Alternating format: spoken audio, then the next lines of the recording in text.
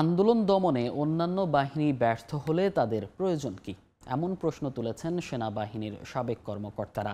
মহাখালীর rava convention সেন্টারে দেশের বিদ্যমান অবস্থায় সংকট নিরসনে করণীয় প্রসঙ্গে এক সংবাদ সম্মেলনে কথা বলেন বক্তারা।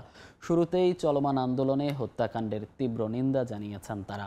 আন্দোলনকারীদের লক্ষ্য করে কোনো গুলি না ছোঁড়ারও আহ্বান জানান তারা। এ সময় সশস্ত্র বাহিনীকে ছাত্র জনতার মুখোমুখি না দাঁড়ানোর আহ্বান জানানো হয়।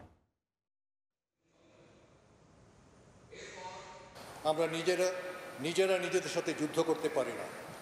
আমাদের দেশটাকে, এই প্রিয় রাজধানী ঢাকা ও জেলা শহরগুলোকে যুদ্ধক্ষেত্রে পরিণত করতে দিতে পারি না।